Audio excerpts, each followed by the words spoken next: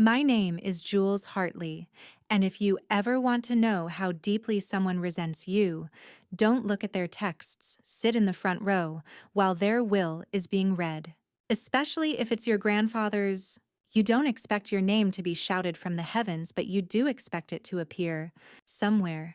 Even on the line about the old toolbox or the grandfather clock no one really wants. But no, your name isn't missing. It's deleted, erased. And I remember thinking, you might actually regret skipping this part. So before you sit back and listen, take a moment to like the video and subscribe to the Final Revenge channel, but only if you really like what I have to say here. Now get in the mood to listen to this story because it might be the ultimate sweet revenge. It happened at one of those soulless law firm offices, oversized leather chairs, water glasses too small to quench, and the smell of fake pine and old litigation. The air conditioning was aggressive, and the tension was worse. Aunt Dana wore her third-string pearls. Reese looked like he hadn't slept, and my cousin Hadley kept checking her phone like her other life was more important than this one. Mr. Prescott, the estate lawyer, read through the document like he was narrating an audiobook no one asked for. To my grandson Reese, I leave the vacation property in Lake George. To my niece Hadley, I leave the remainder of my personal effects and heirlooms. My name didn't come up? Not once. No mention. No phrasing that could have been stretched into me. Not even a typo. I waited. He reached the end, folded his paper, looked up. That concludes the reading of the will. I didn't flinch, just raised my hand like we were in court, and I was about to object to the entirety of existence. What about me? Prescott blinked. I'm sorry. You said everyone. You missed someone. He glanced at his papers. You're Jules Hartley. I nodded slowly. He flipped a page, flipped it back. You're not listed. And there it was. Not forgotten. Erased. I looked at Aunt Dana. Her expression said, "Don't make a scene." She'd used that look on me since I was 9. Reese shifted in his chair. Didn't meet my eyes. His suit was too expensive for a recent college grad. I smiled politely, stood up, and said the most civil thing I could muster. Interesting. Prescott fumbled with his glass of water. I wasn't involved in drafting this. It was done through Mr. Hartley's prior counsel, Miss Fontaine, before she retired. I nodded. Sure. Thanks. I walked out before I could say something that tasted like blood. Out into the parking lot where the sun mocked me with perfect light and no shade.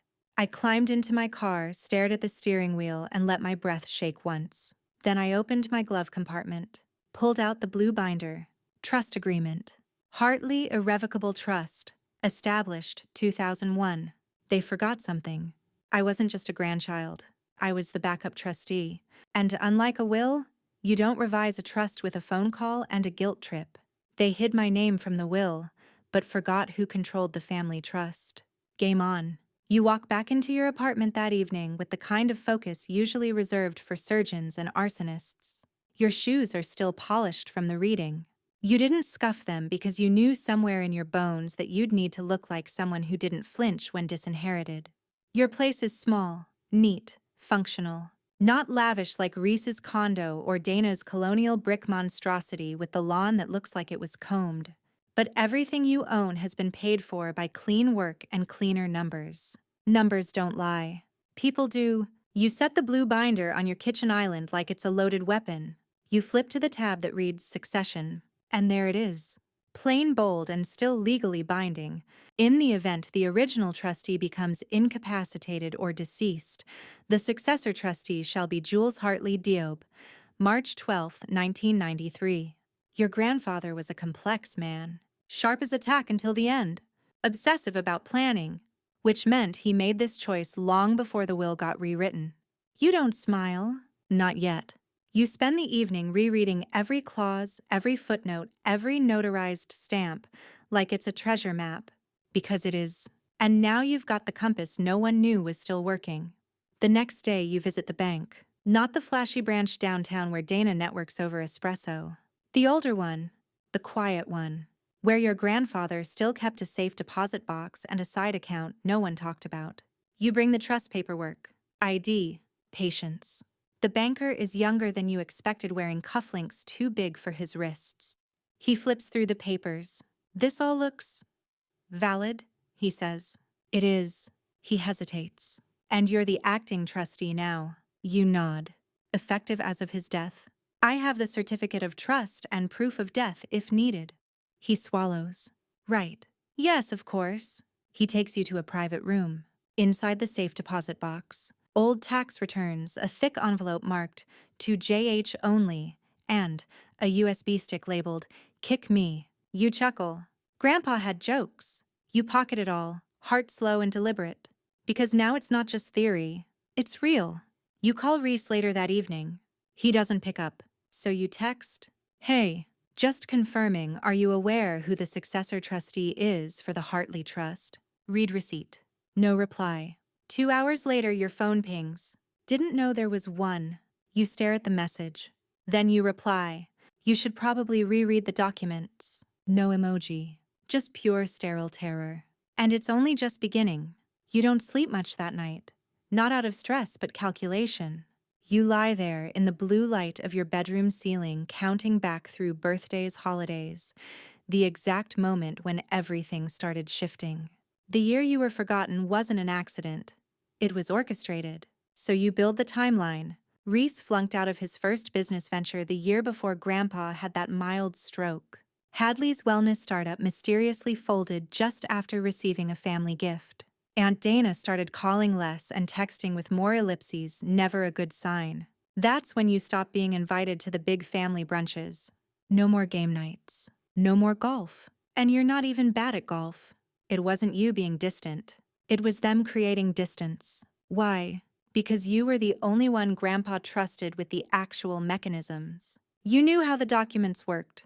You'd helped him file taxes, set up long-term care, and digitize the whole trust structure years ago.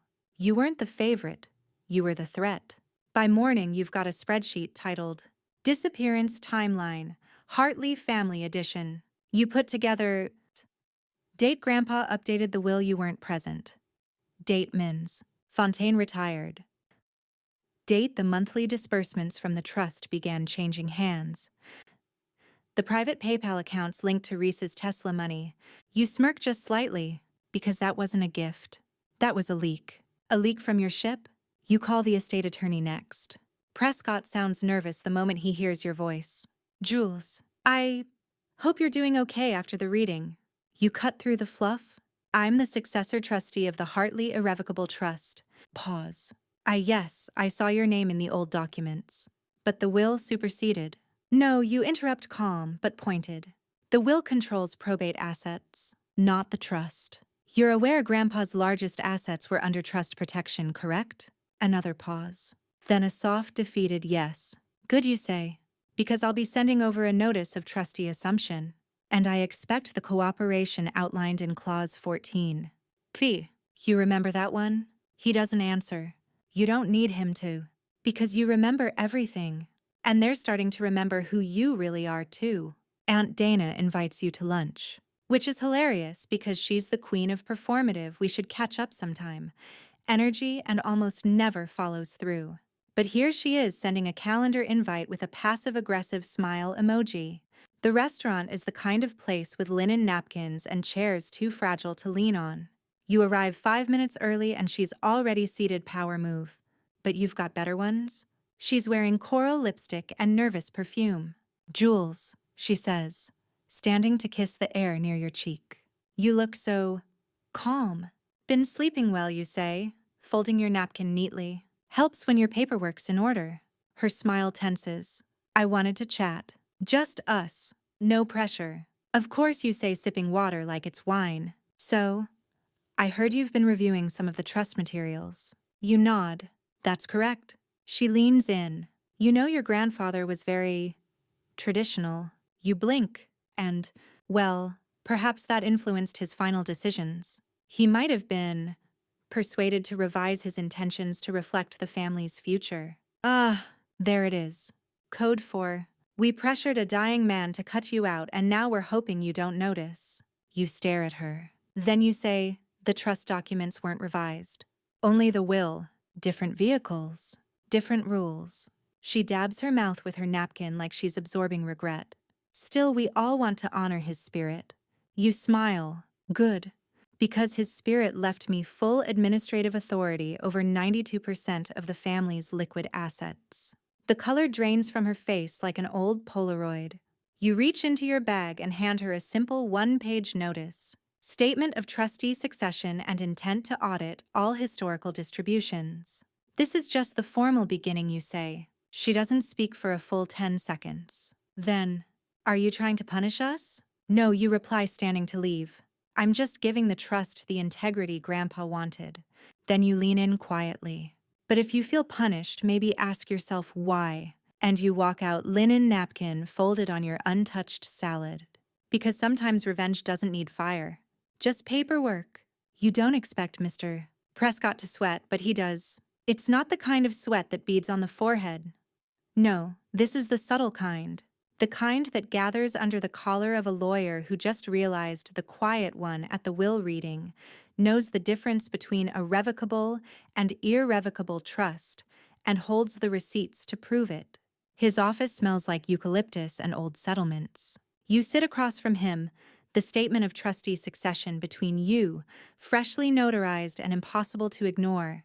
I appreciate you coming in, Jules, he says, tapping the edge of the paper like it might change shape if he looks at it long enough. I just wasn't aware that the trust was still active in this way. You nod polite. Most people forget that irrevocable trusts don't dissolve when a will changes. Grandpa made sure of that. He fidgets. So you're assuming full administrative duties. You nod again, crisp and clean. Retroactively from the date of death. As outlined. He glances at a folder, pretends to read something that probably says panic quietly. I'll need to inform the family, he says. You smile. They've been informed? He flinches. You slide another document across the desk. Here's a formal request for all distributions made to family members over the past 2 fiscal years. I'd also like a full copy of the ledger you're holding. It doesn't match the version I have. He blinks. That's confidential? No, Mr. Prescott, you say softly. It's mine. Silence. Then, of course. You leave 15 minutes later with a USB drive, a stale apology, and a mental note that Prescott's poker face has a noticeable twitch under pressure. As you step outside, the air feels different. Not triumphant. Not yet. But like gravity just remembered your name. And the ground's tilting your way again. The thing about family secrets is, they're never buried deep. They're just lazily hidden under polite dinners and passive-aggressive hugs. You sit at your desk binder, open USB plugged in, and find exactly what you suspected. The ledger's been altered. Not drastically, just enough to funnel gifts through unnamed line items. One of them simply reads, Consulting fee, $47,000. Consulting? Your cousin Hadley hasn't consulted on anything except crystal-infused bath salts she tried to sell on Instagram 2 years ago. They gave her a payout and covered it up under miscellaneous trust disbursements. You sip your coffee. Then you dive deeper, and there it is in a folder called Backups, because of course it's called that. An older version of the trust plan, Grandpa's annotations, sticky note scans, one PDF titled, Important Don't Share with Dana. You click. Inside is a clause amendment drafted in 2020, notarized and witnessed. Should I become unable to update my will or amend this trust, I trust Jules Hartley to act with full discretion. No other party, including family members, shall override their authority. Your pulse doesn't quicken. It slows. Because this isn't a loophole. This is a kill switch. They scrubbed you from the will, but Grandpa gave you a detonator. You print it.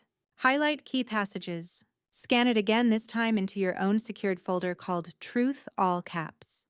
Then you make a copy, and you mail it. To Dana. No letter. No note. Just a clause. You picture her opening it with a wine spritzer in hand, probably half watching a procedural drama. You hope she chokes on an olive, but only briefly. Later that night, you get a text from Reese. So, this trust thing, is it real? You reply. You're driving a Tesla with trust money. What do you think? No reply. Then 2 hours later, can we talk? You just type back. Not until I've finished reading what you tried to erase. Because you're not even halfway done. And the best part, They documented their own downfall. There's a specific kind of power that comes from being underestimated, and you've been marinating in it for years. The next morning, you file the Notice of Trust succession with the county clerk and CC every relevant party. Dana Reese Hadley and Mr. Prescott. You keep the tone crisp, formal. The kind of email that makes people double-check their spam folders hoping it got lost. You attach one more document. The clause Grandpa left you. Subject line: Hartley Irrevocable Trust. Effective control confirmation. And then, you wait. Not long. Reese calls first. Of course he does. Jules, he says. Voice, half panicked, half rehearsed. Let's not blow this up. I think we both know Grandpa's wishes weren't always. Written in invisible ink. You finish. Yeah. Turns out he was very specific. He exhales. I didn't know you were listed as trustee. You should have checked the documents before buying a Tesla with funds labeled medical infrastructure. Silence. Then, I didn't mean to cut you out. That was Dana's idea. You already know. You say nothing. He backtracks. Look, I'll return the car. We can figure this out. Maybe we move forward with a shared disbursement strategy. Reese, you interrupt, calm and deliberate. There is no we here. You're a beneficiary. I'm the administrator. You'll receive exactly what the trust deems reasonable. Nothing more. Especially not luxury vehicles disguised as philanthropy. Click. Next, Dana emails you. Subject: We need to talk. Body: I'm disappointed in your tone. Family matters should be handled with grace. You reply: Then perhaps next time don't erase a family member and expect grace in return. No one responds to that. Later, Hadley texts: Wait, are you serious about the audit? You reply with one word: Absolutely. And you are. Because control isn't about yelling, it's about knowing who has the password to the vault, and who forgot you were the one who programmed it. There's a specific kind of power that comes from being underestimated, and you've been marinating in it for years.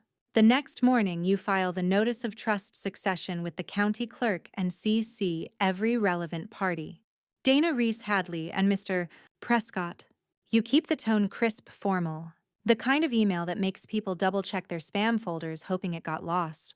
You attach one more document. The clause Grandpa left you. Subject line: Hartley Irrevocable Trust. Effective control confirmation. And then you wait. Not long. Reese calls first. Of course he does. Jules, he says. Voice, half panicked, half rehearsed. Let's not blow this up. I think we both know Grandpa's wishes weren't always. Written in invisible ink. You finish. Yeah. Turns out he was very specific. He exhales. I didn't know you were listed as trustee. You should have checked the documents before buying a Tesla with funds labeled medical infrastructure. Silence. Then, I didn't mean to cut you out. That was Dana's idea. You already know. You say nothing. He backtracks. Look, I'll return the car. We can figure this out. Maybe we move forward with a shared disbursement strategy. Reese, you interrupt, calm and deliberate. There is no we here. You're a beneficiary. I'm the administrator. You'll receive exactly what the trust deems reasonable. Nothing more. Especially not luxury vehicles disguised as philanthropy. Click. Next, Dana emails you. Subject: We need to talk. Body: I'm disappointed in your tone. Family matters should be handled with grace. You reply: Then perhaps next time don't erase a family member and expect grace in return. No one responds to that. Later, Hadley texts: Wait, are you serious about the audit? You reply with one word: Absolutely. And you are. Because control isn't about yelling. It's about knowing who has the password to the vault, and who forgot you were the one who programmed it. The folder marked Vermont wasn't subtle.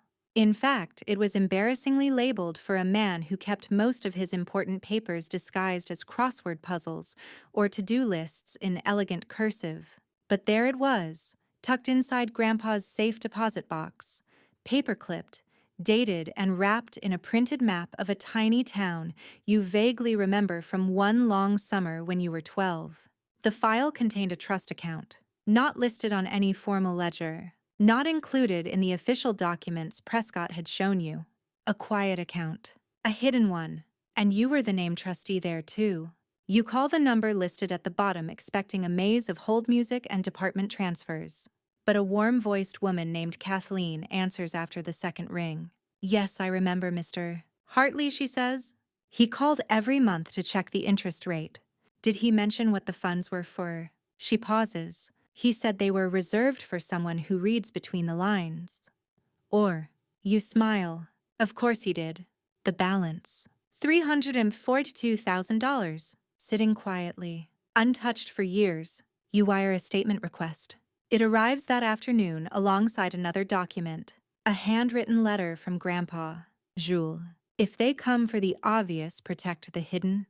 You know who deserves what? Use this account wisely. I trust you more than the whole damn holiday table combined. Granddad. You scan it twice. Then you open a new spreadsheet. Across the top you write, disbursement plan actual versus perceived. You start filling in columns. You know what's coming? The moment they realize there's money they didn't know existed. The moment they understand Grandpa left breadcrumbs, but only for one person. You don't intend to flaunt it. You intend to finish the job. Because they thought the will was the whole game. They forgot the secret account in Vermont. And who it was built for. You spot it in the grocery store parking lot like it's taunting you. A shiny slate blue Tesla parked diagonally across two spaces, the kind of entitlement that says, "My money doesn't wait for parking lines." And there's Reese leaning against it, scrolling like he's in an ad campaign for trust-funded mediocrity. You don't call out. You just walk past. But he sees you. "Jules," he says, like he's surprised you exist in public. You turn. "Nice car." He smirks. "Got a deal." You raise an eyebrow. "On a $70K electric ego badge." His smile drops a half inch. "It's leased." So the trust is footing the monthly performance anxiety. He winces. "You're enjoying this." "No," you say. "I'm inventorying." You take a photo of the license plate. He flinches again. "Come on. It's not like I emptied the trust." You lean in slightly, voice low. You diverted funds earmarked for medical scholarships. You renamed a transfer consulting fee. You told Dana I wouldn't notice because I was just the quiet one. He pales. "That's not what I said. It's what you meant." He crosses his arms. "So what you're gonna punish all of us? Just because you weren't in the will?" You shake your head.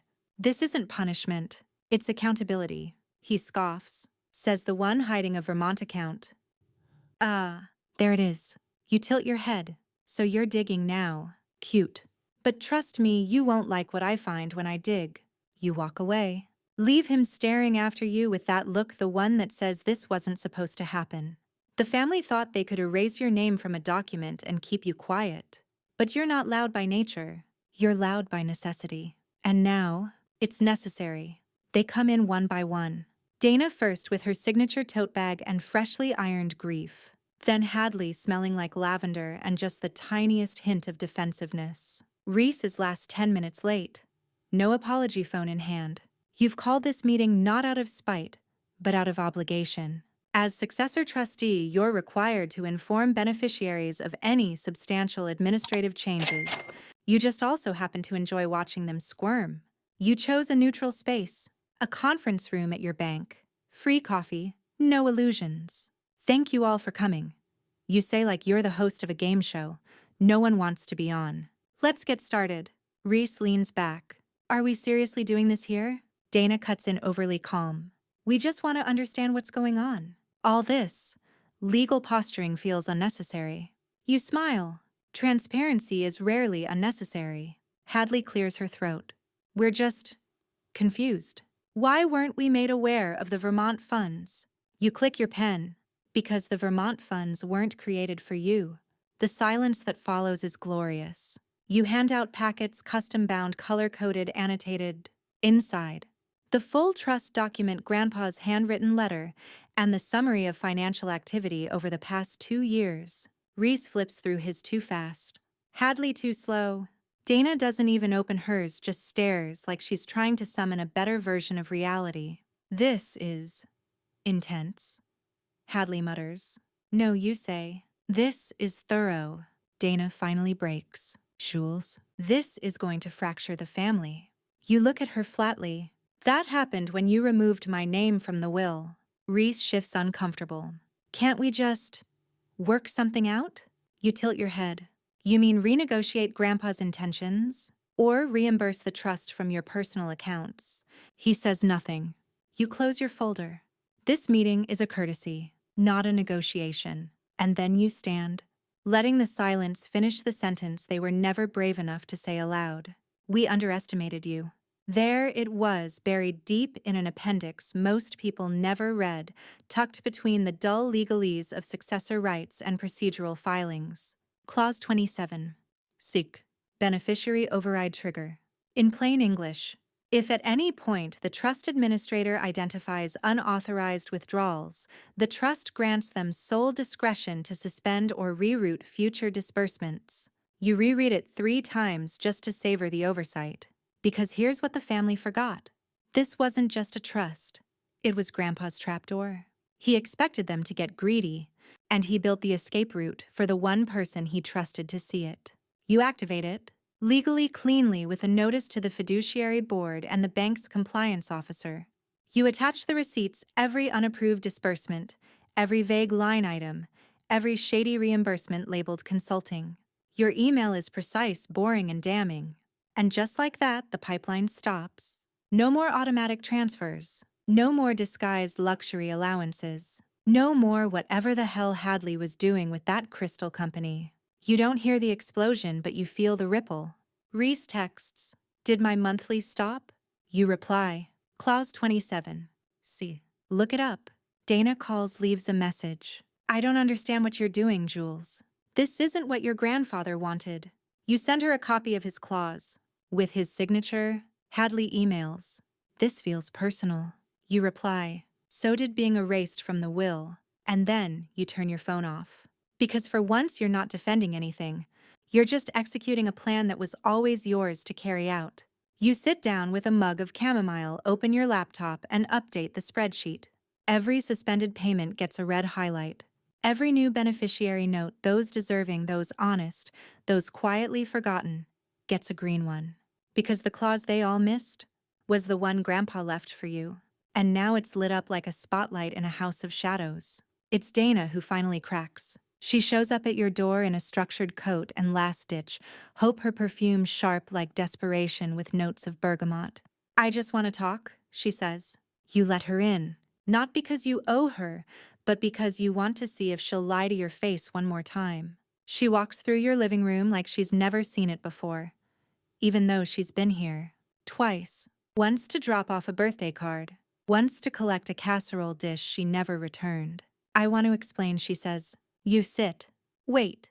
She fidgets with her gloves. Your grandfather was getting forgetful near the end. He remembered the trust clause, but he didn't know how to use the new phone. He couldn't log into his email sometimes. You shrug. "He remembered who I was." She exhales sharply. "It wasn't about you. Not entirely." There it is. You lean in. "So it was about me." She pauses. Reese was struggling. His startup failed. He was spiraling. And you were stable. You finish. She looks down. "You didn't need it." You almost laugh. "So I was punished for being competent." "No, you were collateral. We needed to protect what was left." You stare at her. "By erasing me," Dana presses her lips together. "He loved you, but he didn't understand you. The family didn't know where you fit." There it is. Not just a financial betrayal, an existential one. They didn't write you out because you were distant. They wrote you out because you didn't play their game. You didn't attend every brunch. You didn't pose for the Christmas card. You didn't pretend everything was fine when it wasn't. You made them uncomfortable, so they deleted you. And that was their real mistake. Because Grandpa didn't build the trust for their comfort. He built it for your clarity. And now, you're delivering it clause by clause. It's Dana who finally cracks. She shows up at your door in a structured coat and last-ditch, hope her perfume sharp like desperation with notes of bergamot.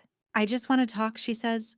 You let her in, not because you owe her, but because you want to see if she'll lie to your face one more time. She walks through your living room like she's never seen it before, even though she's been here twice. Once to drop off a birthday card, Once to collect a casserole dish she never returned. I want to explain, she says. You sit, wait. She fidgets with her gloves. Your grandfather was getting forgetful near the end. He remembered the trust clause, but he didn't know how to use the new phone. He couldn't log into his email sometimes. You shrug. He remembered who I was. She exhales sharply. It wasn't about you. Not entirely. There it is. You lean in. So it was about me. She pauses. Reese was struggling. His startup failed. He was spiraling. And you were stable. You finish. She looks down. You didn't need it. You almost laugh. So I was punished for being competent. No, you were collateral. We needed to protect what was left. You stare at her. By erasing me. Dana presses her lips together. He loved you, but he didn't understand you. The family didn't know where you fit. There it is. Not just a financial betrayal, an existential one. They didn't write you out because you were distant. They wrote you out because you didn't play their game. You didn't attend every brunch. You didn't pose for the Christmas card. You didn't pretend everything was fine when it wasn't. You made them uncomfortable, so they deleted you. And that was their real mistake, because Grandpa didn't build the trust for their comfort. He built it for your clarity, and now you're delivering it clause by clause. The trust fund isn't a vault anymore. It's a scalpel, and in your hands it cuts with elegance. You begin rerouting disbursements not out of revenge, but out of realignment. Funds originally set for legacy projects read, Reese's failed incubator now go to endow scholarships. A charitable clause in the fine print lets you allocate to health clinic support shelters, and a foundation Grandpa once anonymously funded. Every change is clean, documented, absolute. You're not just the trustee now. You're the reckoning. You send notice of redistribution. You CC everyone because transparency looks good on you. Even better than Reese's watch, which, by the way, was reimbursed under office equipment. Dana sends a 2-sentence email. This feels punitive. We deserve a conversation. You reply with a PDF attachment and 2 words. Clause 18. Hadley's email is longer, tearful, less defensive. She admits she followed Dana's lead, that she didn't question the redacted version of the trust, that she felt relief when your name was gone because it meant less comparison. You read it. You don't respond. Not yet. Because now you're reviewing every disbursement over $1,000. Anything suspicious gets flagged. Everything legitimate gets honored. But your favorite part, you've added a line to the quarterly report. Family Trust Integrity Review, conducted by Trustee Jules Hartley. Reese texts, so what now? You just control everything. You don't answer right away. Then, no. I protect what was always mine to protect. There's no counter-argument to that, because the truth is no longer something they get to debate. It's something they now live with. And you sleep better than you have in years, because justice when done quietly and precisely doesn't echo. It hums. You don't yell. You don't gloat. You don't throw family dinners to announce victory. That's not how power works. Instead, you send out the quarterly trust statement like, it's just another piece of mail. Clean header. Balanced ledger. 1 new note. Non-compliant distributions permanently suspended pending review. And that line, that's what makes Reese go silent. Dana doesn't email again. Hadley does once more, shorter this time. Just, I understand now. You don't reply. Not because you're cruel, but because there's nothing left to explain. You didn't fight them. You enforced what they forgot. That Grandpa built his trust on trust, and you were the only one who earned it. It hits differently now walking through your apartment. Everything feels quieter, not empty, uncluttered. There's a space where anxiety used to sit, constantly checking your worth against the family's approval. You don't need it anymore. You have clarity now, and control. The money's not even the point anymore. Not really. It's what it represents. The truth that was supposed to stay buried. And you unearthed it with a pen, not a sword. Sometimes you open the Vermont letter just to reread Grandpa's words. Use this account wisely. I trust you more than the whole damn holiday table combined. It still makes your throat tighten just a little. Outside, the wind rustles the hedges. Inside, you light a candle. You're not angry. You're not smug. You're free. And freedom, unlike inheritance, can't be stolen or rewritten. It just lives with you, quiet, calm, permanent. You visit the house one last time, not for them, for you. It's a weekday, quiet, the kind of silence that hums through old floorboards and forgotten corners. Dana's car is gone. Reese hasn't lived here in years. Hadley's probably at yoga or brunching somewhere with a new sense of humility. You use your key, it still works. The foyer smells like lemon polish and diluted memory. You head to Grandpa's office, nothing's changed.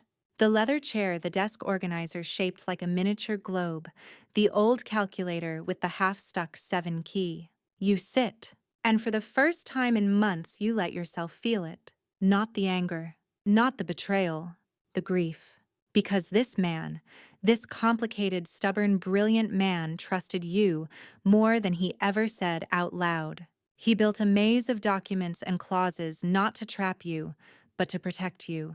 And now you've fulfilled your side of the silent bargain. You pull open the desk drawer. Inside is one more letter. Just your name on the envelope. Jules. If they erased you, it's because they were scared of what you'd remember. You always remembered everything. That's why I gave this to you. You're the vault now. Don't let it harden you, just keep it honest. G. You fold it carefully. Take nothing else. You walk out. Leave the door unlocked as requested by the estate transition team and drop the keys into the mailbox. Outside, the wind picks up. You tug your coat tighter and smile to yourself. Because in the end, they tried to delete you. And all they did was prove why you were the one Grandpa trusted to carry everything forward. This wasn't revenge in the way they expected. It was something quieter, cleaner, final. Sometimes revenge doesn't look like a raised voice or a shattered plate. Sometimes it looks like a spreadsheet, a signature, a final letter hidden in a drawer you were meant to open. They tried to cut me out of the will, to pretend I didn't exist. But what they forgot, what they never understood, is that a will is just ink. A trust is something more enduring, something built on character, on memory. And I remember everything. I didn't win because I was clever. I didn't even win because I had the legal upper hand. I won because Grandpa knew who I was, and he trusted me to protect what mattered when everyone else forgot what that even meant. So I did, quietly, thoroughly, without ever raising my voice. And now, they can write whatever family story they want. They can call me cold, distant, vindictive, but they'll have to call me something else too. Trustee. And I'll carry that not like a weapon, but like the truth. It always was. Thank you for listening to my story. And if you liked it, if you really liked it, you know what to do.